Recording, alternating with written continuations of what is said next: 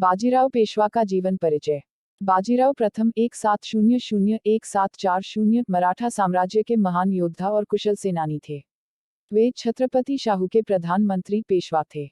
उनकी नेतृत्व क्षमता, सैन्य कौशल और रणनीतिक बुद्धिमत्ता ने मराठा साम्राज्य को एक सशक्त और प्रभावशाली शक्ति बना दिया। बाजीराव का नाम इतिहास में एक ऐसे योद्धा के रूप में दर्ज है जिसने कभी भी कोई युद्ध नहीं हारा।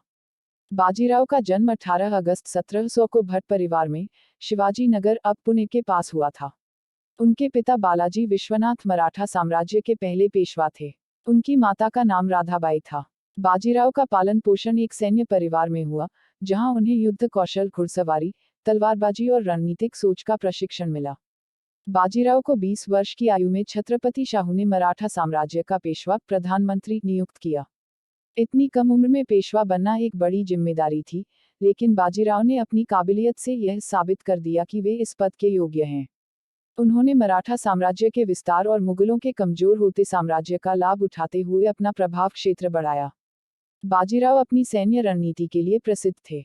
उनकी सबसे महत्वपूर्ण विशेषता उनकी तेज और अप्रत्याशित युद्ध शैली थी। वे युद्ध में गनिमी कावा, छापामार युद्ध नीति का इस्तेमाल करते थे।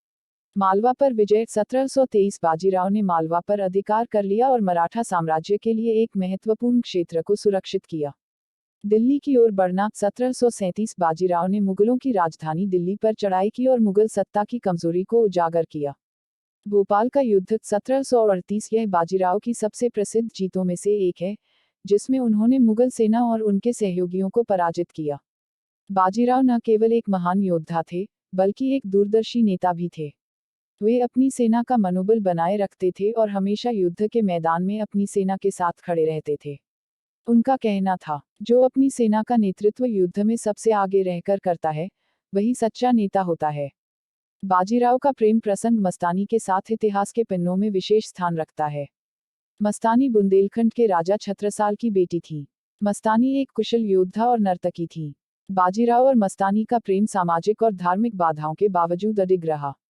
हालांकि उनके इस संबंध को समाज में स्वीकृति नहीं मिली। 28 अप्रैल 1740 को बाजीराव का निधन हुआ। वे अपनी सैन्य यात्रा के दौरान बुखार, संभवतः हैजा या मलेरिया, से ग्रस्त हो गए और उसी के कारण उनकी मृत्यु हो गई। उनकी मृत्यु के साथ ही मराठा साम्राज्य ने अपने सबसे महान सेनानायक को खो दिया।